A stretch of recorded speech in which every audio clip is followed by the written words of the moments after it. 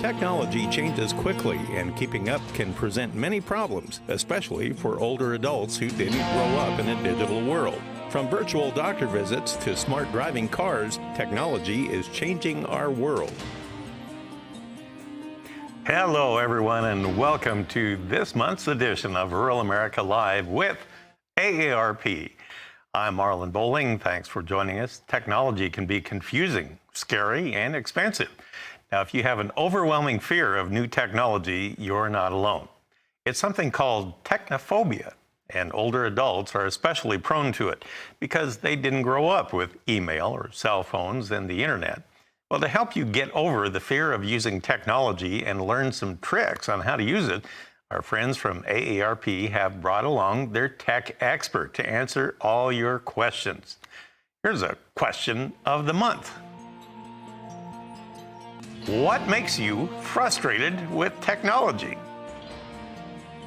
Sounds like a good question. We're giving away a cooler to 5 random lucky on-air callers. So pick up the phone. You can give us a call toll-free at 877-283-7570. And you don't need to be a member of AARP or over 50 to win. And as a reminder, you can win only once each calendar year. We want to let those who are winners tonight know that AARP will call you back using the number that you called from. It won't be tonight, but they will give you a call in the next few days to confirm your mailing address. Now, if you're a past winner and you have not received your cooler, be sure to return their call and provide a shipping address, and AARP will pay all the shipping costs. Our phone lines are now open, so you can give us a call toll-free, as I mentioned, at 877-283-7570. That's 877-283-7570. And join the conversation. We are ready to take your call right now. I want to welcome Sean Voskuhl, Director for AARP Oklahoma, and Brad Anderson. He is the Director for AARP Iowa. And later in the show, AARP's top tech expert, Ed Begg, will join us to answer all your tech questions. Well, I'm sure there are lots of folks who are ready to share all their tech frustrations with us tonight. And gentlemen, I am sure you've been fielding a bunch of frustrated callers already, or people in person that are kind of frustrated with all the new gadgets and technology around. I think it's overwhelming for so many people. It seems like there's an app for everything. Yeah. And it's determining, what's safe out there for me to use. How do I use it?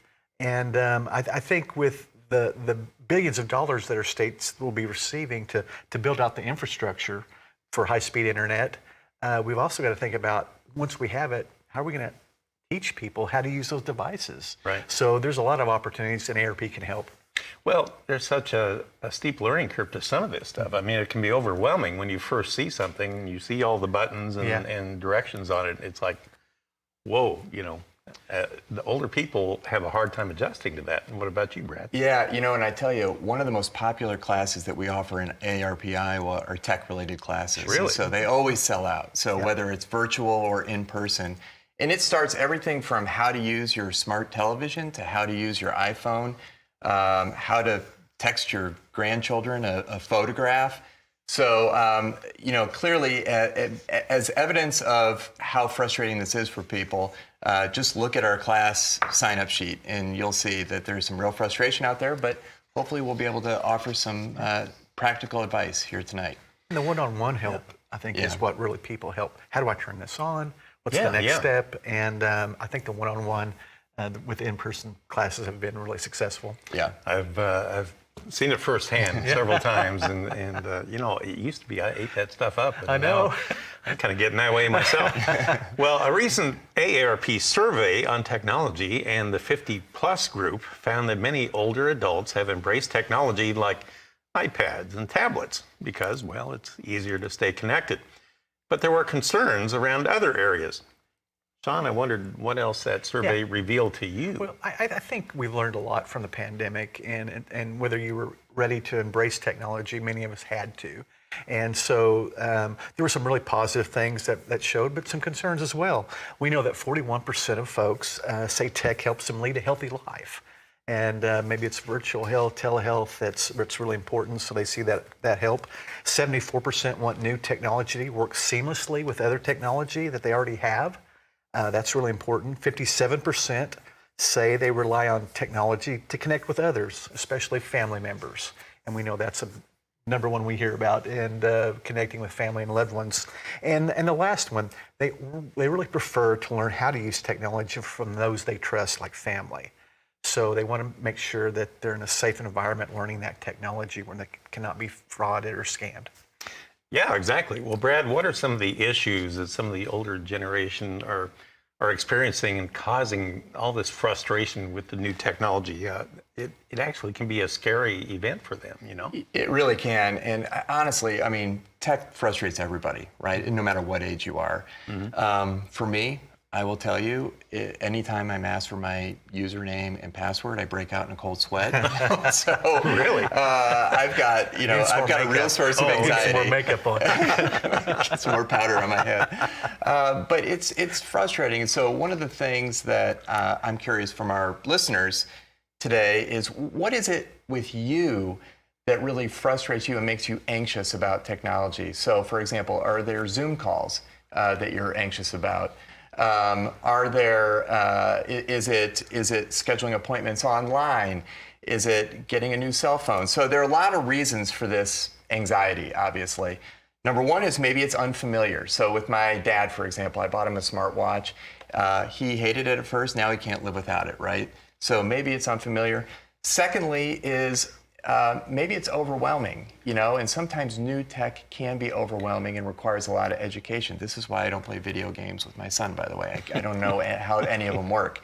And the third one could be a real logistical issue, right? Maybe you struggle with vision or hearing issues, so practically there is a barrier to that technology. So tonight, we have with us one of the top tech reporters in the entire country. This is the person who literally wrote the iPhone for Dummies textbook. So if you have a question out there about technology, I encourage you to call in, or a frustration, and talk to Ed about it, and maybe you'll get that question answered online tonight. Yeah, I look forward to having him come on in the next segment, and we'll chat about all that. So from what I understand, you have learned that the frustration with new technology, it can actually lead to health problems, can't it? So is it true that maybe you need to kind of adjust to it in smaller bites? I wondered what you thought about that concept. You know, I think you've got to level that out. Are you really concerned you get that much anxiety using technology, and maybe you need to get that help with one-on-one, you know, how to start that, go to that class. But think about the benefits of telehealth too. During the pandemic, telehealth boomed, whether you're comfortable or not. We're working with some local libraries in Oklahoma, putting actual telehealth boxes where people can go to the local library and do a telehealth visit. And really?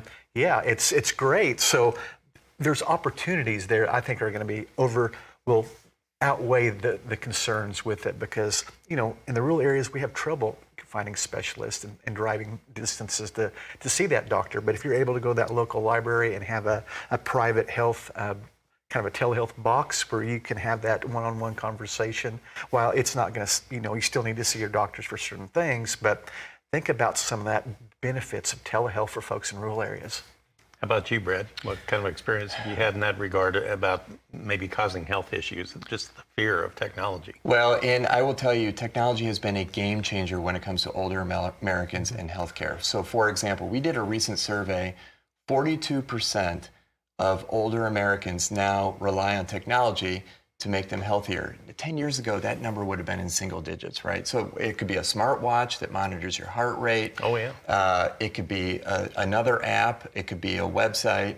So, and the other thing that's really important is that social connectivity, because we know that social isolation is the equivalent of smoking 7 to 10 cigarettes a day. I mean, it's incredibly unhealthy. And so when you can connect with, for example, FaceTime, right? And you can see someone one-on-one. This was especially true during the pandemic.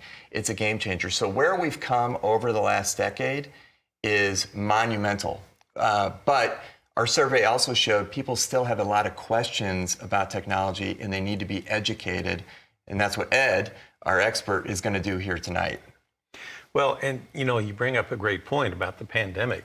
I mean, I always considered myself maybe a little above average, when it comes to technology. I mean, I had my first computer in 1982, taught myself basic programming, that sort of thing. But yet I had COVID a few years ago, and the doctor had to explain how I could do a telehealth meeting with him. Saved my life, actually. But, I didn't know how they did that. And he said, oh, we're doing it all the time. And we did that several times after that. And it was a miracle. I was very impressed with it. So I would encourage everybody, if you can, learn how to do this stuff. It could be a big lifesaver for you. Tell you what, we have a whole lot more to talk about, and we do need to take a little break. But anyway, when we come back, of course, we're going to be talking with AARP's tech guru, and we'll join him, and we'll answer your tech questions as well. Plus, don't forget, we have 5 coolers to give away tonight. We want to hear from you. What about technology frustrates you? Well, give us a call at 877-283-7570. Now, the phone lines are open right now, and we'll be right back.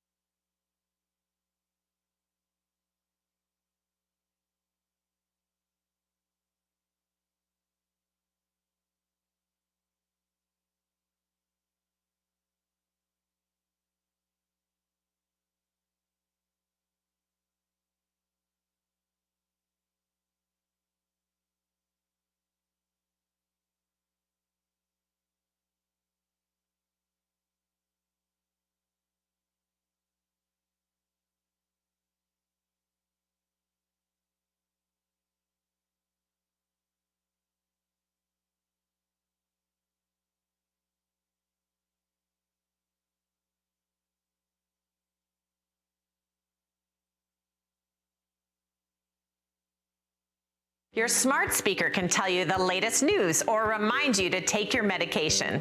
These devices can also record everything they hear. How do you protect your privacy when using a smart device? Smart speakers are always listening for their wake word. So each time you call out to your device with Alexa or OK Google, it records what you say. It might also do that when you say something that sounds similar. And once you issue a command, it records that too and saves it in its database. If you want to be sure your smart device isn't picking up sensitive information, check for a physical setting like a button or a switch that stops it from listening. Review your in-app privacy setting to see if recordings are automatically stored and for how long. If you use your smart device to shop or read emails out loud, consider adding a PIN or passcode for an extra layer of protection. For more technology tips, go to aarp.org/tech. Well, welcome back to Rural America Live with AARP. Well, tackling tech is what we're talking about tonight, and we want you to join the conversation. Well, the phone lines are now open, so give us a call toll free at 877-283-7570. What frustrates you most about technology? Now, we'll give away a cooler to 5 lucky on-air callers tonight. So pick up the phone and give us a call at 877-283-7570. Well, I happen to be here with Sean Voskuil, director of AARP Oklahoma, and Brad Anderson. He's director of AARP Iowa, and they have brought with them a true tech guru. Yes, indeed. We have Ed Begg here. He's AARP's tech writer. Welcome to Rural America Live, Ed. Good to be with you. Yeah, so give us a little background on your experience. Well, I have been writing about tech for longer than I want to admit, but I was one of the guys, actually, there were 4 people who got the original iPhone to review 2 weeks ahead of its launch back in 2007, and I was one of them. I was at usatoday.com, and I joke with people, I was never more popular than when people thought I had the iPhone. I literally was I live in a little town in New Jersey, and I was at a town picnic, and people suspected I had the phone, but I was sworn to secrecy. And somebody came up to me and said, "Empty your pockets." And I was like, "What? What are you talking about?" And I just walked away. Then when we could finally, I could publish a review of this thing, and people then knew I had it. Everybody wanted to see it and touch it. I wish I had it in high school. I was never been more popular.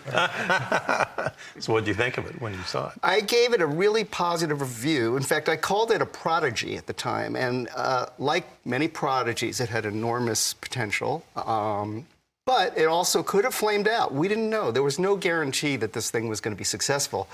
And people forget now that the original iPhone did not have an app store. The famous, there's an app for that. That wasn't there in version number 1. Yeah. There was no flash camera. There was no front camera, so no selfies. There was only one carrier, AT&T at the time. And there were a bunch of other features that were not there that over the years we've come to take for granted.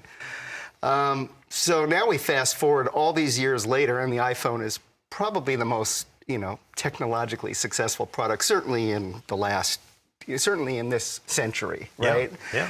And we're up to iPhone 15 devices, which Apple introduced just last week at their Cupertino, California headquarters. I was out there for that.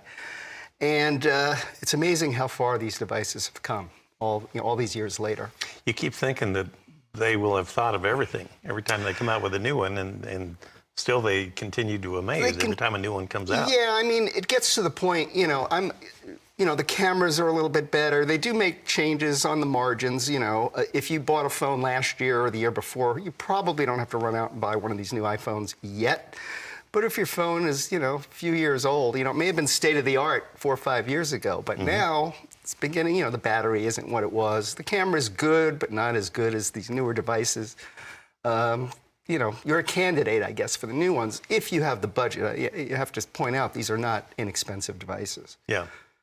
Well, I remember, personal aside, I was actually living and working out in Raleigh, North Carolina at the time, and a good friend of mine got the first one I ever saw. Right. And he was explaining to people how he could get email on his phone. And it's like, what? Wait a minute. I know. And he actually pulled up a website on there, and I was flabbergasted. Yeah, the web looked like the web on a computer. And if you remember, we could do this, right? You can pinch and unpinch. Yeah. And the screen got bigger, the photos got bigger. And that was like a parlor. Now we take it for granted. Every phone does that now. But back then, this was like, oh my God, did you see what it could do? And, we've come a long way in these past number of years. And before that, I remember I used to work a lot with government officials, doing interviews with them, that sort of thing. Everybody had a BlackBerry. Remember that? Yeah, oh sure. BlackBerries everywhere. Yep. And then the iPhone came out and everybody switched. Yep. So it was amazing. We have Shirley on the phone with a call, and thank you for calling in, Shirley. What's your question? My frustration is I frequently have questions that do not fit any of their boxes, and there's no way to convince artificial intelligence that I do have a brain. That's an interesting take. Who wants to respond to that one? Well, I'll say, right. It's interesting that you bring up artificial intelligence. It's Shirley, right? Yes. That seems to be the technology topic du jour, right? Every day you read about AI or artificial intelligence and so-called generative AI. I don't want to get too technical, but generally it means you're generating content based on some text input or sometimes pictures, but generally text right now. And it's things like ChatGPT, and it's remarkable some of the things that you can do with it. Although there's a scary side too, and we have to pay attention to that, whether it's privacy, whether it's the misuse of technology. But I understand where you're coming from. I mean, AI is not the be-all. There's a lot of hype around it. I think it's arguably the biggest technological leap, maybe since the internet. I think you can make the case for that. I've heard that. But I understand your frustration. Interesting stuff. And thanks for the call. I appreciate that very much. We have another caller on the line. We have James calling in from Montana. And James, I appreciate you calling in. By the way, you are a winner of one of the coolers, so congratulations.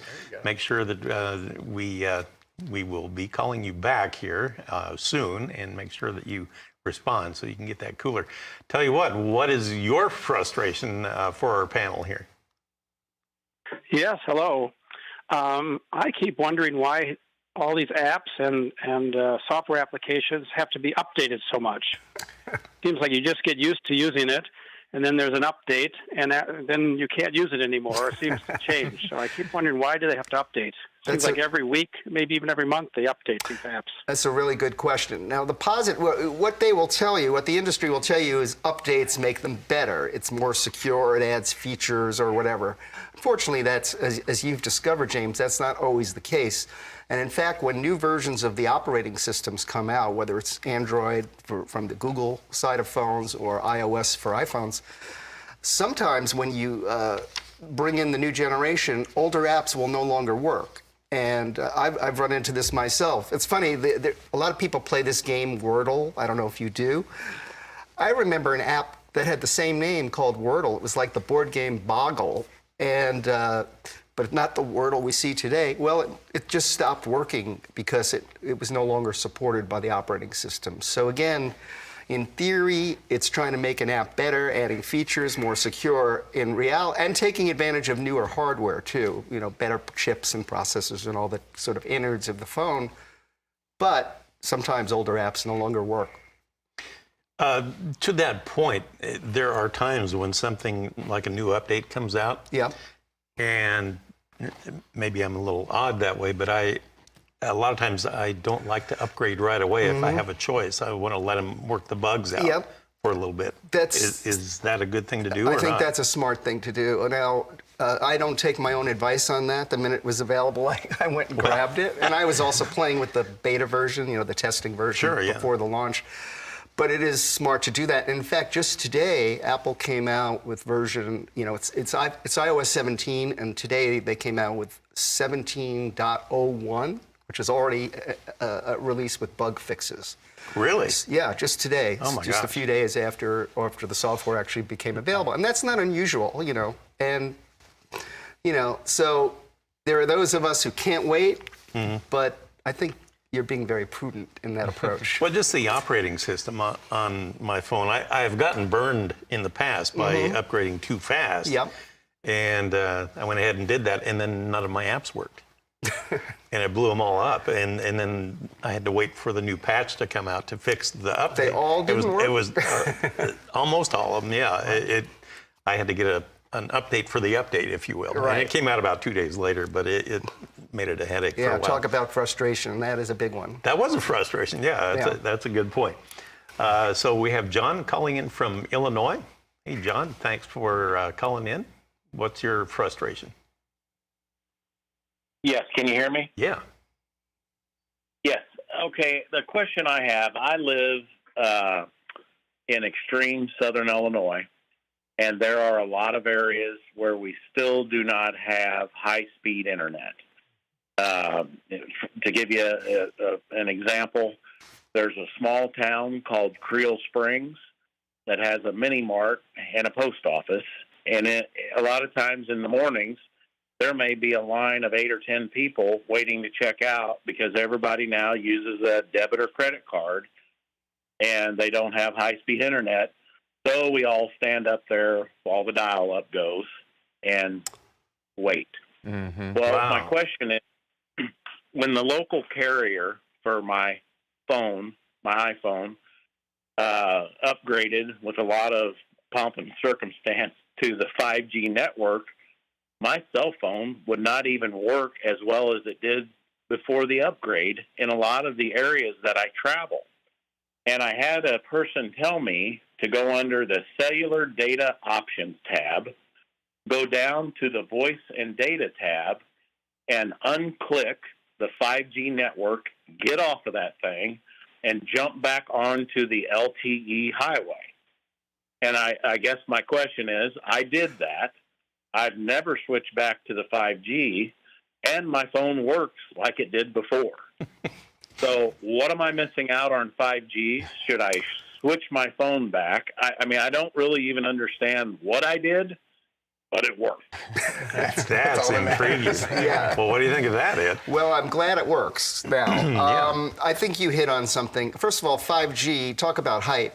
I mean, there was enormous hype for 5G long before it actually arrived, and commercials by all the major carriers. Basically, you're talking about infrastructure here that has to be built out. And clearly, they didn't get to you and other parts of the country. And that's a shame because it puts you in that very difficult position. You might want to try it again at some point. How long ago did you switch it? You still there? Oh, John's gone, I guess. Oh, okay. I was going to ask how long. Yeah, I was going to ask him how long ago he switched it because it's possible that now it's better. Because it sounded like he didn't want to go back, and I understand that. But it's like anything else. They have to build out the infrastructure. But the help may be on the way. Yeah. I mean, the billions of dollars that are going in every state to build out that infrastructure for high-speed internet is there. And I would encourage them to contact their broadband office that's been created to see that map, to make sure that that community is going to get that infrastructure built out. And if you don't, talk to your lawmakers to make sure, lobby to make sure that they are seeing it, because we're talking about billions of dollars that are going to state. I think to me, it's a generational investment in high-speed internet that we may not see again. So make sure you're covered. Well, and one other plug I'd like to make is the Affordability Connect program and the ACP program, because there are a lot of places in rural America where you have broadband, but you can't afford it. And so if your income is such, you can actually qualify for very low-cost broadband, high-speed internet.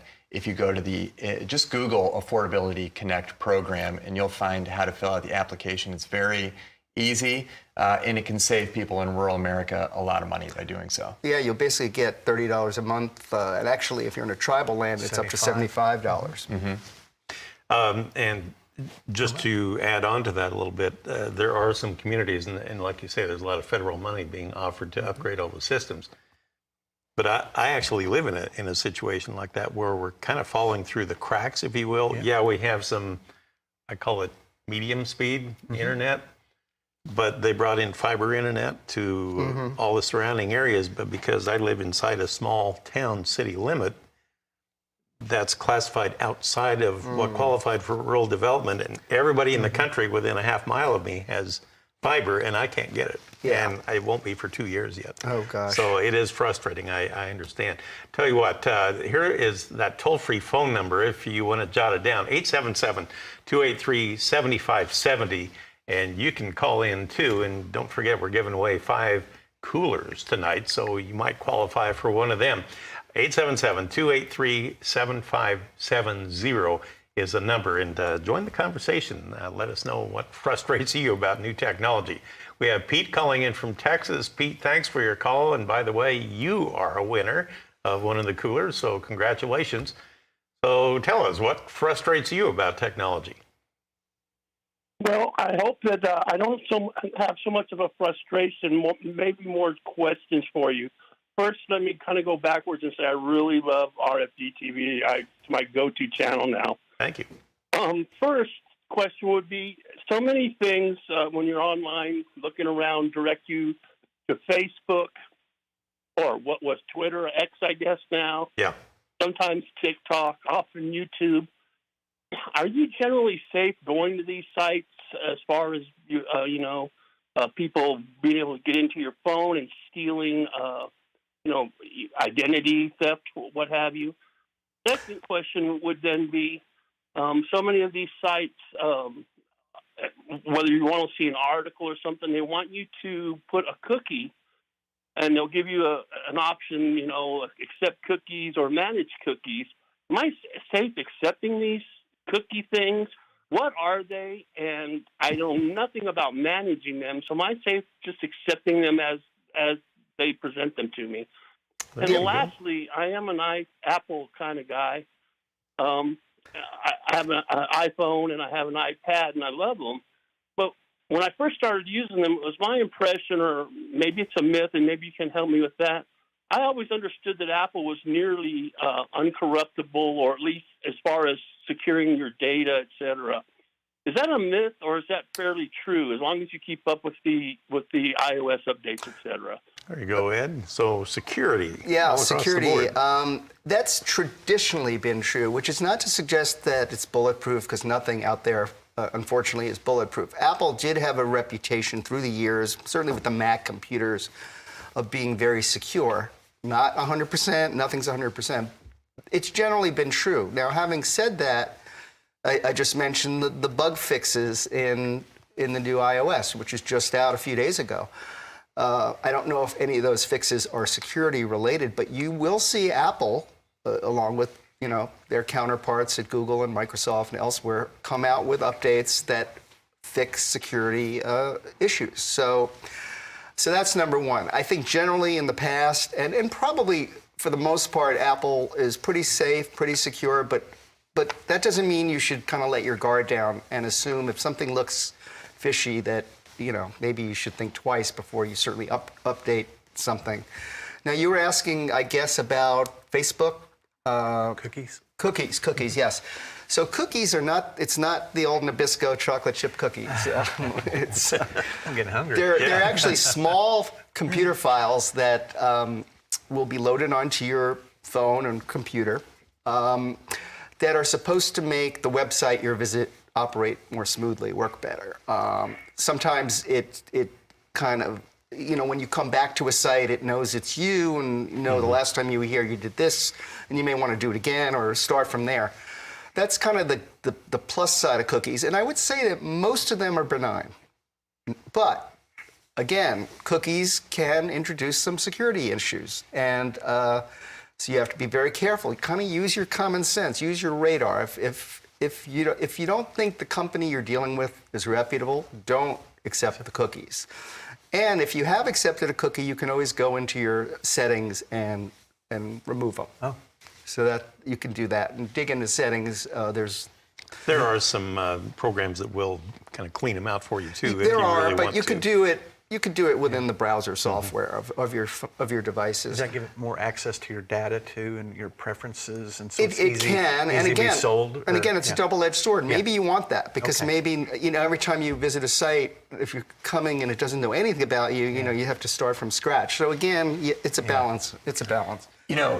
He was asking, I think it was Pete, right, who we just talked to. So he was asking about going to Facebook and going to X and going to these websites. They tend to be reliable, the sites that he listed. The one caution I would make is if you are going to these sites and searching for answers like security software and that kind of thing, one thing we've seen a lot of in Iowa is then you call a phone number and then you start talking to someone and they start asking you to pay for that service in gift cards. And I will tell you, that is a scam. Yeah. Always a scam. So never pay for a technology service to someone you call with gift cards, because it's inevitably a scam and you won't get that money back. And you should not ever surrender any personal information. If you're asked for your social security number, for your phone number, for your credit card number, that's, no. Right. Yeah. It's important to remember too that if there are breaches in security, a lot of times they are through the app, not, it wouldn't be Apple's fault. I mean, they host so you can download apps, but it's the writing of the app that opens up the security loophole, right? It can, although they have pretty good guardrails in place to even get in the App Store. Again, I don't want to say, bad stuff can't get through, because it can, but generally speaking, they have pretty good guardrails about blocking suspect apps. Just one more thing. I recently had my Instagram account cloned. And it was kind of scary, you know. In fact, my daughter spotted it and said, I don't think this is you. But my pictures were there, so it can happen even to somebody like me. So I've had that happen to a number of friends and relatives. What do you do then? Well, there's a way to report the issue to Instagram or in this Meta, which is their parent company. It's also the parent company of Facebook. Last time I looked at it, however, they didn't remove that site, so I have to get on them. But it can happen to anybody. A lot of times what I find is somebody will on Facebook give me a friend request, and I'll say, wait a minute, I think I'm already a friend with that person. Right. And then I will go and check, and sure enough I am, and then it's pretty clear that their account got hacked. Right. So That's a good giveaway. yeah. Again, just a reminder, if you would like to join the conversation tonight, and this is a hot topic about frustration with new technology, you can call us toll free. There's a number, it's 877-283-7570, and you can be a part of the conversation as well. Or if they have a tech tip. Oh, what's How that? about a tech tip? If they have a tech tip, Sure. call us. Oh, yeah, we'll take that too. You bet. We can all learn from what's your technology that Exactly. you give to. It's a two-way conversation here tonight. We do have Melinda calling in from Florida. So, Melinda, thank you for calling in. What's your frustration? Well, I've been using a computer for a while. I'm 82 years old, and I wanted to get back into it more deeply after some recent illnesses. So I had my computer upgraded and more space added and that kind of thing, because the repairman said that, it was still in good condition otherwise. So I did that, but it seems like it changed everything, and so I'm just frustrated by the fact that, I have nobody to call or to go to unless I pay them, and money's tight.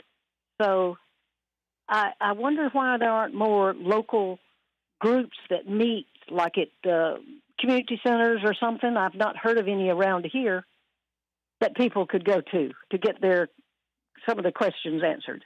That's a good idea. What do you think? Yeah, it's absolutely a good idea. And I would say that, there are meetup groups and things like that in a lot of communities. You said you were in Texas? I don't know. Florida, I'm sorry. Yeah. I don't know where in Florida you are, and I'm certainly not an expert on where all these places are, but have you tried just the basic internet search to see if there are any organizations that will provide some support for free? Oh, I think she's gone. We have seniorplanet.org. And you may check with the AARP office in Florida. They may have some classes that they're connecting with there as well. But seniorplanet.org has great information for live online classes, but you can also check if there's some in-person classes. And they've got a hotline phone number that you can call with assistance as well. So seniorplanet.org are in a lot of states, and your local AARP office could probably help you, connect you. Awesome. Yeah, and one thing I would add to that too is Senior Planet is an excellent program, and all the state offices should have some access to Senior Planet. Another resource could be your public libraries, and I know at least in Iowa, we have a lot of tech classes, in-person tech classes at our public libraries. And, you could potentially bring your computer because you're going to have some tech-savvy person there teaching the class. And I think that could help Melinda out a little bit. And think about when we talked about the infrastructure, all the billions of dollars that are coming down to states to build it out. But there's also money for their digital opportunities. And in our state, we're looking at making sure we have money for digital navigators, which will help people with one-on-one consultation and doing it in local libraries. What a great place. And we've done a pilot in our state. So there may be some opportunities coming if they're not in your local community right yet. All right. Well, we do have to take a short break, but we still have a couple of coolers to give away. So give us a call at 877-283-7570 and join in the conversation. We'll be right back.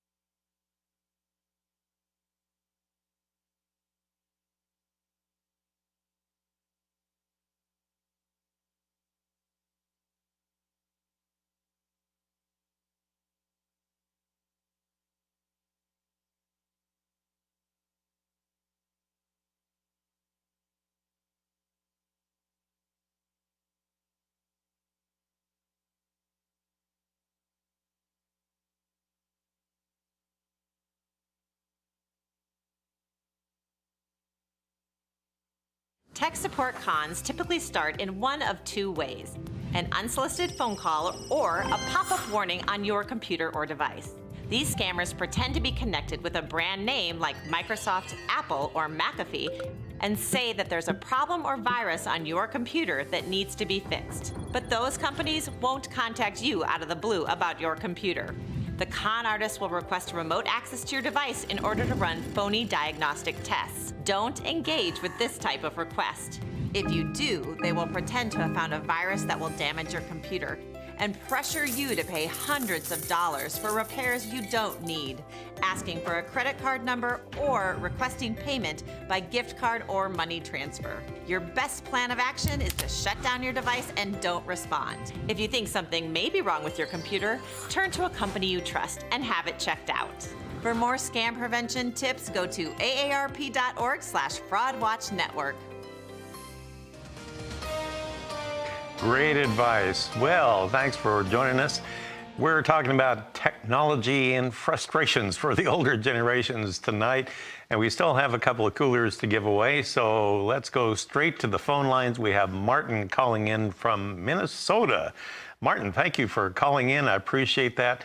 And by the way, you are a winner of one of the coolers, so congratulations. What are you frustrated with on technology? Well, you covered quite a bit of it, but I had problems with all my emails coming in and not knowing always.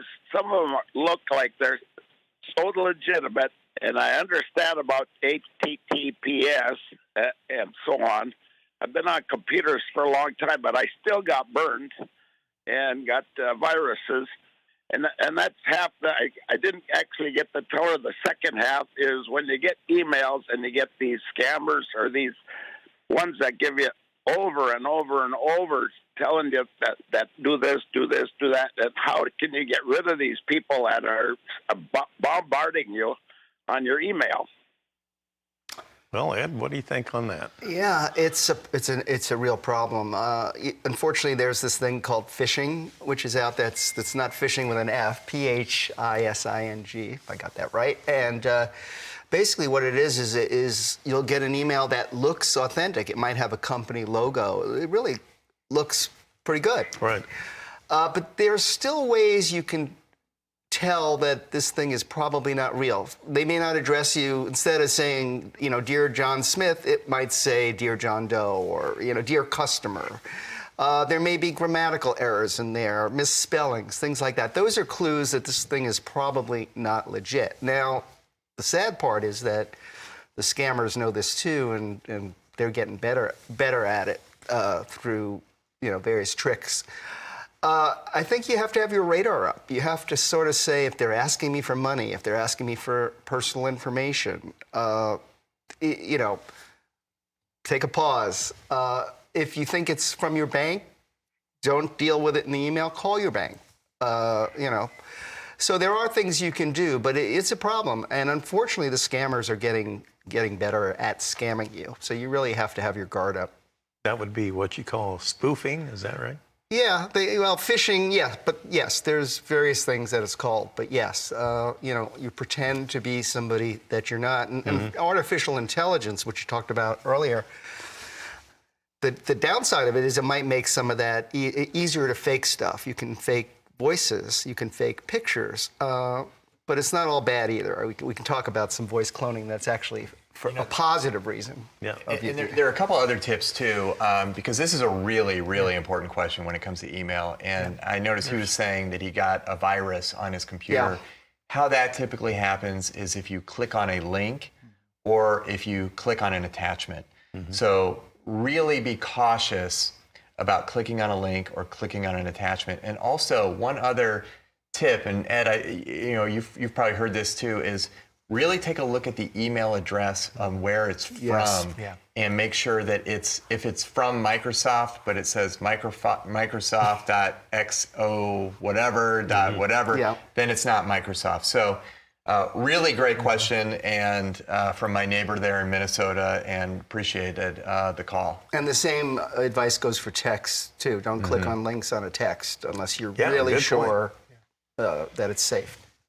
Just to add to your point, I had some just a few days ago that it looked totally legitimate, and it was addressed to me on my personal email address. But I noticed up in the header, I always like to look at the details. I dropped that down, and it had me and a whole bunch of other email addresses that were real similar to mine. So you knew it was a group email, and they were just blasting it out to everybody that had like maybe the first 5 letters of my email address.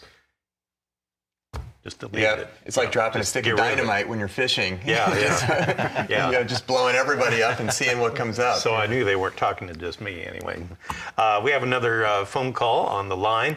And again, just a reminder, we have a cooler to give away yet. 877-283-7570 is the number. We have Jerry calling in from Connecticut. Hey, Jerry, thanks for calling in tonight. I appreciate that. What are you frustrated about? Oh, I'm frustrated about. I changed my iPhone. It's about 2.5 years ago, and I could not find my email address. Not my email address. I'm 91. You got to bear with me. Your my password? code, for my email. Yeah. My code. Yeah. So you've not been able to get into the phone? Right. Once I did that, I lost all my emails. I had all kinds of contacts, and I cannot get that to work again because I cannot find my original code to get into my email. What do you think? Let me ask you. Excuse me. Let me ask you a question. You said it's an iPhone. Do you know if you back up onto iCloud, which is Apple's kind of cloud service? Because if you have your data in iCloud, you should be able to retrieve it, even by starting from scratch and creating a new username and password, as long as you know that you can get to iCloud. The frustrating part here is that if you don't remember that username and password for iCloud, that's unfortunately a difficult situation. Sometimes it helps to, if you do have a password like that, just write it down and put it in your drawer or something so you know where you can find it later on for your own reference, just so you don't forget anyway. Unimportant stuff like that. Thanks for the call. I appreciate that. We have Gary calling in from Iowa right now. And Gary, you happen to be a winner of a cooler tonight too. Thanks for calling in. What are you frustrated about on technology? Gary, are you there? Yes. All right. What are you frustrated about? Okay. I have an iPhone. I have an Android. Okay. Galaxy. I think it's a Galaxy 10.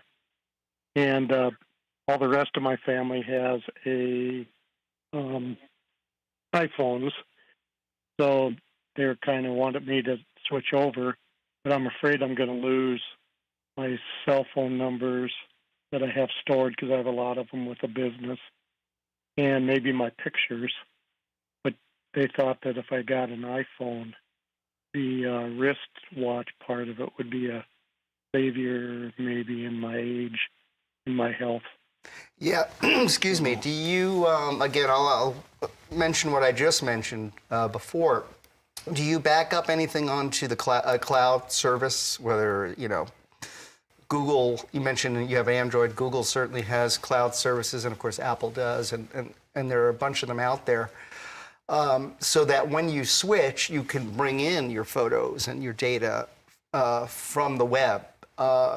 One thing I might recommend to you, if you are interested in going to the iPhone, I don't know if there's an Apple store near you, but they will actually help you. I mean, they would love to get you to switch from Android, and they will do all they can to help you. And I would just go into the store if you do have one reasonably close to you, and explain what you just explained to us. I have all this data. I don't want to lose it.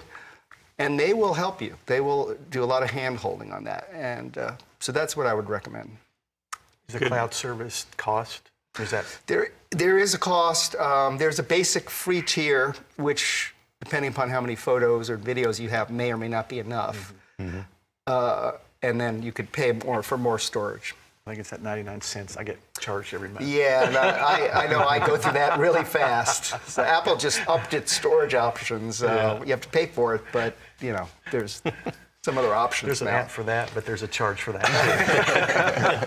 Well, again, Gary, just a reminder, you are the winner of one of the coolers. So thanks again for your call. I appreciate that a lot. We have Anita on the phone from Colorado, and Anita, you're also a winner of a cooler tonight. So thank you for calling in. Well, you'll be hearing back from us here before too long, in a day or two. Anyway, what is your comment or question for the panel tonight? What are you frustrated about? Hi, thank you for taking my call. Yeah. I was calling to say, along the lines of viruses, when you get a virus, what are my options? Do I have to go to a new phone? Not necessarily. Is that my only option to clean that up? Not necessarily, no. There's software that may clean it up. Certainly there are services that will, you do have to pay money that might help you clean it up. But there are ways to, depending upon what it is, to eliminate viruses. It's a frustrating thing, though, and there is some pain involved, but you can get rid of it. They should contact your provider if it's Apple. Okay. Absolutely. I would contact, I don't know who your provider is, whether it's Google, AT&T, T-Mobile, Verizon, or somebody else. They should be able to help you, or Apple or Google or Samsung, whatever phone you have should be able to help you. And Ed, what do you think about just taking your computer into a local repair shop if you get a virus? I know, my parents would do that from time to time. Is that something that you would recommend, or is that something that is kind of a last resort? Depends on how much they're going to charge you, and honestly, if you think they're reputable or not. I don't want to suggest that just because it's some small outfit in a small town that they don't know what they're doing. Go in and ask them what's involved here. What's the cost going to be, and so on. I don't see anything wrong with doing that. Is the Geek Squad still around? I believe they are part of Best Buy. They're part of Best Buy. Yeah. Now that's not free, Right. but sometimes as a last resort you have to go that Clean route. that up. Yeah, Maybe yeah. cheaper than buying a new device. Yeah. I really like that idea offered up earlier on the program, though, about having maybe a local group, maybe in a community center or something like that. If someone has some expertise, I think there's share with the others great and help them opportunity out for as a volunteer or for something. digital navigators, and we've done some Yeah. tablet distribution events in Oklahoma, and we would have one-on-one support. This is how you turn the device on. We talked about, here's the basic things you need to know, but we also went through security. Here's the things you need to watch out for as well. So again, I think with the money that's available that's dropping down, there'll be more opportunities for us to do digital navigators and the one-on-one help that people need. Well, before we wrap up the show, Ed, I want to start with you. If there's one thing you want to leave everybody with tonight, what would it be? What's the most important point? Well, there's probably a lot of important points. I was going to bring up real quick, because we've been talking about frustrations, and one thing Apple did last week with the new iPhones is change the connector on the phone. It's been the Lightning connector, that you plug into your phone since 2014. Right.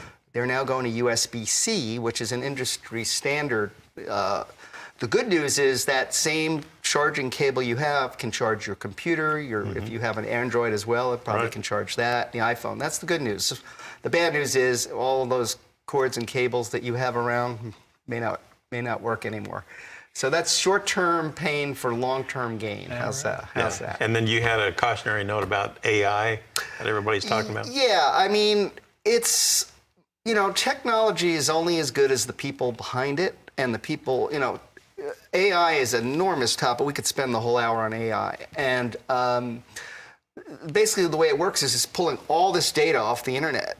Guess what? Some of that data is good stuff, some of it's not. And you don't necessarily know at this point what's good. So I would say play with AI, play around with it, but be cautious. Fact check everything it tells you, but have some fun with it too. All right, Sean, what about you? Any last thoughts? Well, again, we've said it a few times. SeniorPlanet.org is a great location for you to get online assistance and perhaps one-on-one assistance. They've got videos, they've got online classes to take. Try that. Brad mentioned the Affordable Connectivity Program if you're looking to find cheaper access to internet. Go to affordableconnectivity.gov for signing up. Good idea. How about you, Brad? What do you think? Well, I'm going to plug AARP, if I may be so bold. So I think if there are older Americans out there that want to read some of the terrific articles that Ed has written, go to aarp.org/tech. And you will see there are articles about, which apps can save you a bunch of money. There are terrific articles about how to protect yourself from AI. So we are lucky at AARP to have one of the top technology reporters in the country as part of our team. And so go to aarp.org/tech to learn a lot about technology. Awesome. Awesome stuff. Well, I'm so glad you guys could make it in. This has been a great topic and very valuable. That's going to do it for tonight. I do want you to join us on October 19th.